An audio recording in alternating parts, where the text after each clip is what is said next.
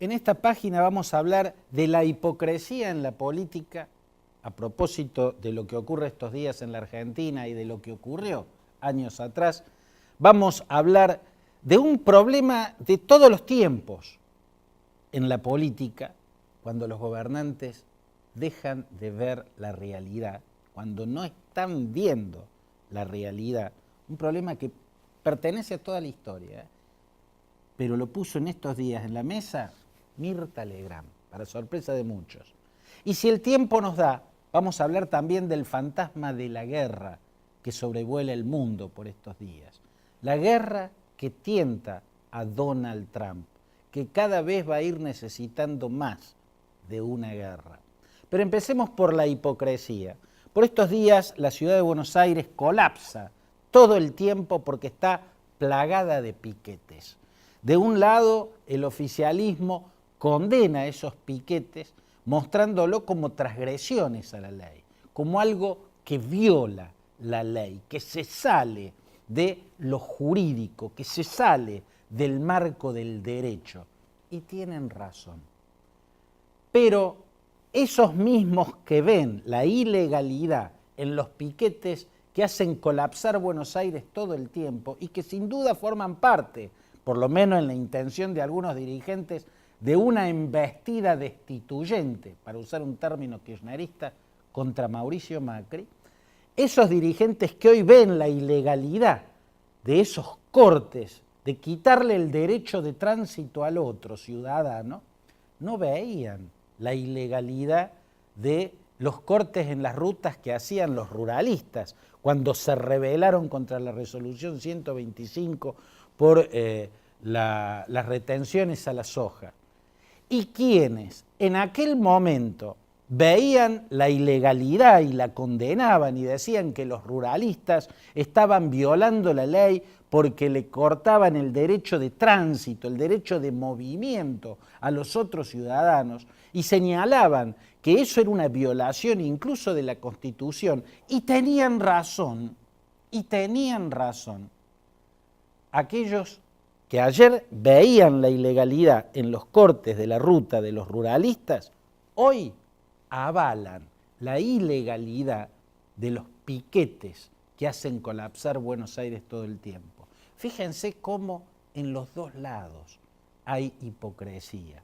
Yo lo puedo plantear porque en estas páginas, cuando los ruralistas cortaban las rutas, ¿no?, para hacer su desplante que tenía muchas razones. Yo empecé cuestionándolos, incluso por lo que reclamaban. Sin embargo, después de ver a Néstor Kirchner comparando los tractores y las trilladoras con los Falcon Verde de la dictadura, bueno, me pareció una desmesura tan grande, un desequilibrio tan terrible, el de Néstor Kirchner, ¿no?, que podía entender la ira de los ruralistas, pero nunca dejé de cuestionar como un delito inaceptable que cortaran la ruta como la cortaban. Desde esta página lo planteaba así.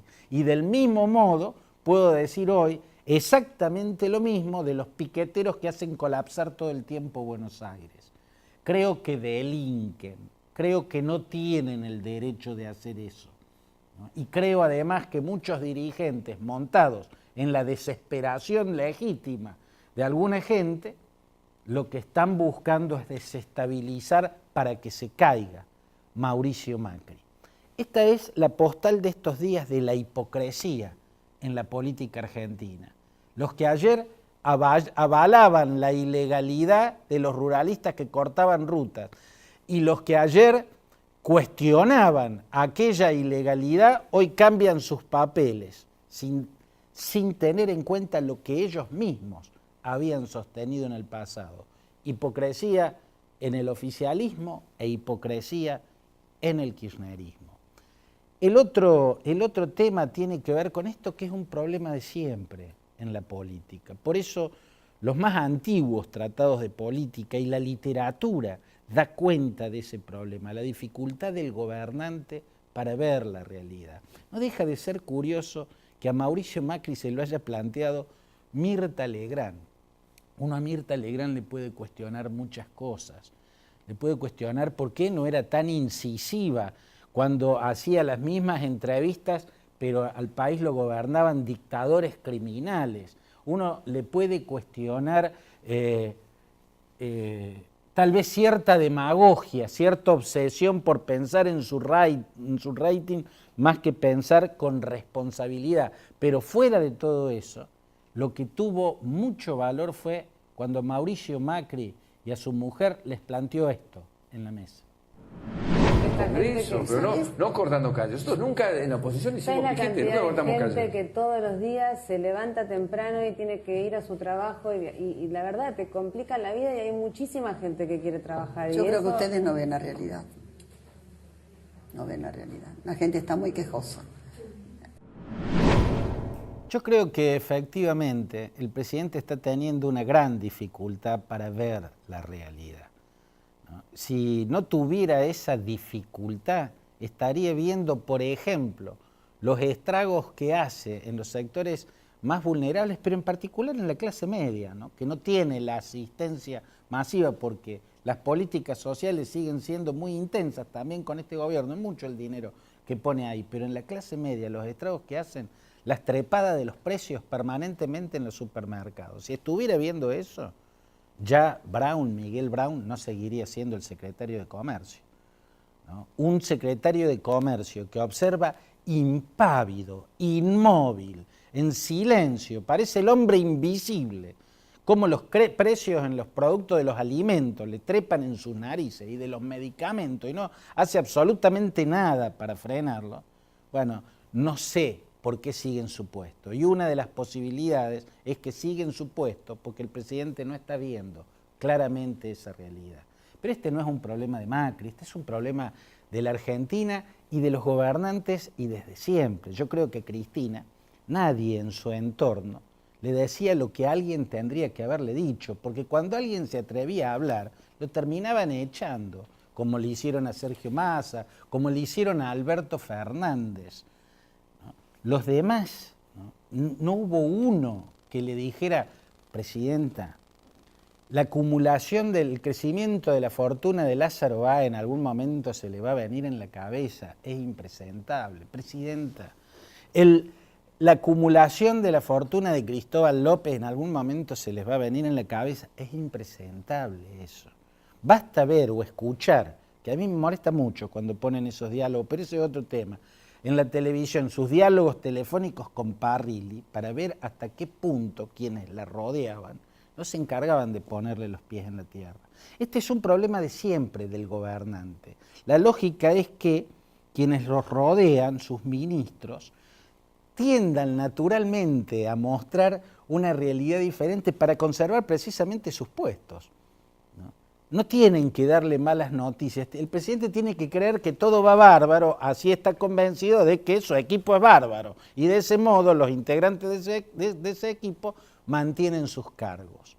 Este es un problema de la política. Y desde el fondo de la historia podemos rastrear ejemplos, ¿no? Heródotum, el Patrem Historiae, como lo llamaba Cicerón, porque con sus 9 grandes libros de historia fue el primer historiador, el primero en cronicar, o sea, en relatar los hechos cronológicamente. Bueno, cuenta en lo que fue el primer tratado de regímenes comparados, un debate dado en Persia entre conspiradores, en la cual, en ese debate, ya en esa antigüedad, siglo V antes de Cristo, se veía que el problema del gobernante era que sus entornos le impedían ver la realidad, sus entornos tendían a velarlo, ¿no? A velarlo, a impedirle ver la realidad. Y uno podría pasar por muchos tratados. Le Maxime d'État, ¿no? Las máximas del Estado que escribió Richelieu, el cardenal Richelieu, primer ministro de Luis XIII en aquella Francia de las monarquías absolutistas, la Francia de los Luises. El Maxime d'État, Richelieu, explica entre los grandes desafíos del gobernante aprender a mirar la realidad a través de la camarilla que los rodea, porque la camarilla que los rodea va a tender a encapucharlo, ¿no? A contarle una realidad en colores diferente a la que es, porque de eso depende la continuidad en sus cargos. Y uno podría citar muchos ejemplos más, incluso algunos provenientes de la literatura, incluso algunos de la literatura más popular. Kaiser's Nye Kleider se llamó, o el traje nuevo del emperador, ¿no? Que apareció en la primera mitad del siglo XIX en Dinamarca, por aquel entrañable autor de los cuentos de hadas para contarles a los niños. Así se llamaba aquella gran obra de Hans Christian Andersen, en uno de cuyos cuentos, precisamente, el traje nuevo del emperador, dos embaucadores, ¿no? Al que este escritor danés los cifraba como italianos, los hermanos, ¿cómo es que se llamaban? Los hermanos Farabuto, ¿no? Esos son otros personajes paradigmáticos de la política en todos los tiempos, los embaucadores de los gobernantes. Le hacían creer que habían inventado o que habían hecho el traje con la tela más suave del mundo, y que era un tipo de tela que aquel que era un ignorante o un negligente no podía ver. Entonces le vendieron como traje algo que no existía. Y el rey salía desnudo, porque él tampoco lo veía, pero decir que no lo veía lo iba a hacer sentir negligente e ignorante, ¿no? Y como nadie en la corte de aquel rey danés se atrevió a decirle la verdad evidente: rey, está desnudo. Solo un niño, cuando paseaba por la calle, se atrevió a gritar: el rey está desnudo, porque ni siquiera la sociedad se atrevía a señalarle al rey eso que el rey no estaba viendo, esa desnudez que el rey no estaba viendo. Hasta en los cuentos de Andersen aparece la dificultad, ¿no?, que tiene el gobernante para ser bien asesorado, para estar rodeado de gente que sea capaz de decirle aquello que el gobernante no quiere escuchar. Y a esto, a Macri, no se lo planteó un periodista de investigación. Cuando Majul le hizo una nota unos pocos días atrás, prácticamente le regaló el micrófono y la cámara para que se sienta cómodo y diga lo que quiera. Mirta Legrand lo sorprendió con preguntas y con afirmaciones que lo encontraron en Babia. Im Süden hat der Gegner Zossen genommen und stößt auf Stahnsdorf vor. Der Feind operiert jetzt am nördlichen Stadtrand zwischen Frohnau und Pankow, und im Osten ist der Feind bis zur Linie Lichtenberg, Marsdorf, Karlshorst gelangt. Mit dem Angriff Steiners wird das alles in Ordnung kommen. Mein Führer, Steiner konnte nicht genügend Kräfte für einen Angriff massieren. Der Angriff Steiner ist nicht erfolgt.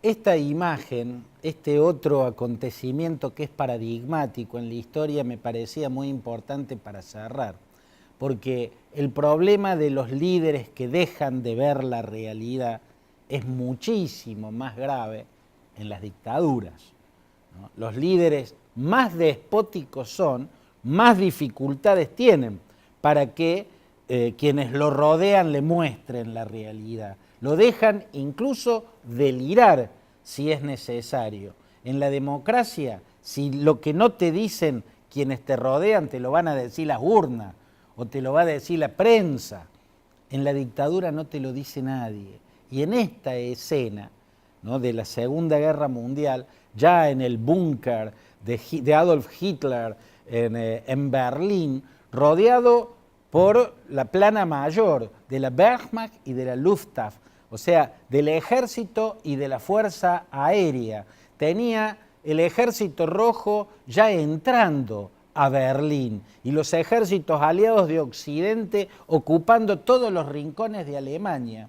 y Hitler deliraba, rodeado por sus mariscales, deliraba sobre los mapas diciendo, no, ahora que venga tal división de la Luftwaffe y que entre el mariscal von Papen con la tal división de blindados Panzer y entonces estos entran, movía divisiones del ejército y escuadras de cazabombarderos que ya no existían, que habían sido diezmados. Todos esos generales que lo rodeaban lo sabían y ninguno se atrevía a decirle nada. Siempre el gobernante corre el riesgo de que quienes lo rodean le impidan ver la realidad.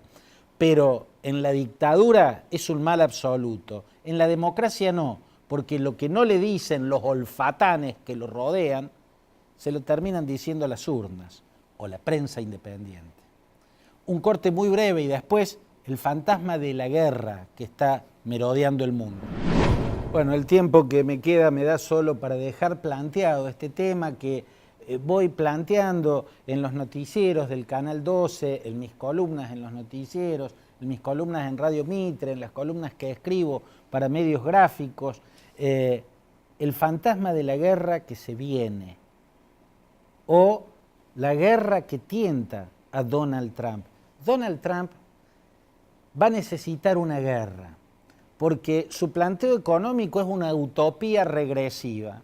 Entonces va a necesitar del alivio económico momentáneo que dan poner en marcha las maquinarias bélicas, ¿no?